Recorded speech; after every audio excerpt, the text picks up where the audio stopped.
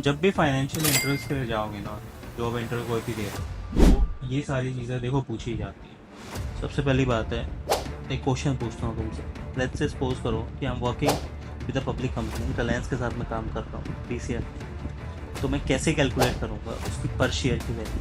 वो तो daily change हो रही है। तो देखो, आपको पहले सबसे पहले एंटरप्राइज वैल्यू लेनी पड़ती है। ठीक है, आपको लेके आए, उसमें आप कैश ऐड करो, सब्ट्रैक्ट करो डेट को, प्रेफर्ड स्टॉक को, non controlling interest, equity value लेके आने की। तो अभी आया आगे मेरी इक्विटी वैल्यू बंदे की जो मेरी काम कर रही है।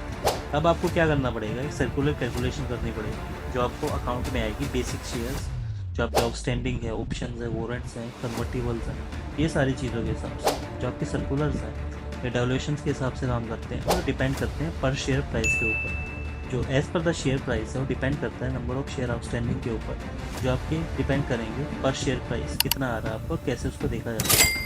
इस चीज़ को रिजॉल्व करने के लिए आपको इनेबल करना पड़ेगा इल्ट्रेट कैलकुलेशंस, जो आपके एक्सेल के अंदर आपका फॉर्मूला होता है, जो आपकी ऑप्शन होता है, ऑप्शंस में जाके, और ये साइकिल करता है आपका अप्रोक्सीमेट पर शेयर प्राइस कितना आ रहा है, वही धंधा देखा जाता है। इसी तरह से आपका डिस्काउंटेड मॉडल पे काम करना पड़ेगा। कैसे आप बेसिकली इस चीज़ में काम करते हैं, normal DCF for financial institutions. जो मैकेनिक्स आपके सेम होते हैं DCF की तरह, और यूज़ करते हैं डिविडेंड को rather than free cash flow. जो प्रोजेक्ट आउट करते हैं कंपनीज की अर्निंग को डाउन टू अर्निंग पर शेयर्स को, ये सारी चीज़ देखी जाती है। ठीक है, आप जैसे डिविडेंड पे आउट रेशियो यहाँ पे लेके आते हो, परसेंटेज ऑफ EPS है जो आपकी पे की जाती है share holder in the form of dividend, और जैसे आपकी फर्म है हिस्टोरिकली और जैसे रेगुलेटरी काम करती है, इस हिसाब से देखा जाता है। आप कैलकुलेट करते हो डिविडेंड को over the next 5 to 10 years, और आप ये मेक श्योर करते हो जो फर्म है टारगेट Tier 2 कैपिटल या Tier 1 कैपिटल के हिसाब से काम करे, और दूसरे कैपिटल क्राइटेरिया इसमें देखे जाए। जो डिस्काउंट है डिविडेंड को हर साल करना, वो प्रेजेंट कर रहा है based on the cost of equity, ना कि बैक के ऊपर, और इसी हिसाब से चीज़ें समाप्त की जाती हैं। कैलकुलेट करता है टर्मिनल वैल्यूज़ को जो आपकी बेस्ड होती है P/BV बुक वैल्यू के बेसिस पे, और जो डिस्काउंट करता है प्रेजेंट वैल्यू को based on the cost of equity. जो प्रेजेंट वैल्यू आपकी टर्मिनल वैल्यू, प्रेजेंट वैल्यू, वो डिविडेंड्स की कंपनी की नेट प्रेजेंट वैल्यू के हिसाब से काम करते हैं। कैसे इस चीज़ को करना है, ठीक करना है, वो चीज़ें लेती है। ठीक है, अगर आप कैलकुलेट करो वैक को, और जैसे कंपनी कन्वर्टेबल डेट है और डेट अकाउंट है, और लीवर्ड बीटा के हिसाब से कैसे काम करते हैं।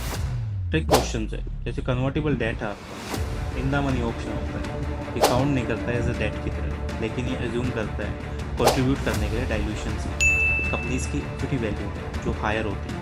अगर आप जो आउट ऑफ कंपनी का देखो, आप डेट को एज काउंट करते हो, तो interest rate of convertible cost of debt देखा जाता है, किस हिसाब से ये चीज़ें देख रहा हूँ, कैसे ये ठीक आने वाली है।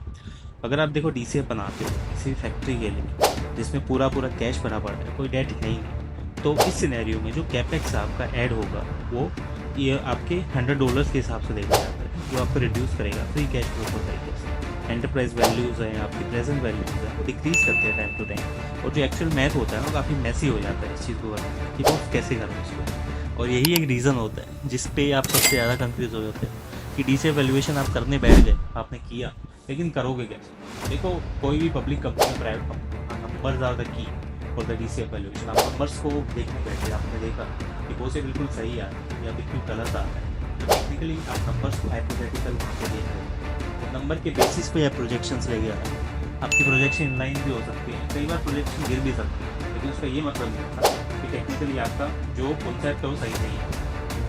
और यही एक रीज़न है जिससे आपका वैल्यूएशन डिफर करता है कि आने वाले टाइम में। तो मिलते हैं नेक्स्ट वीडियो में for the more updates in the valuation and your financial model, and channel follow करो, सब्सक्राइब कर दो फॉर द मोर कंटेंट।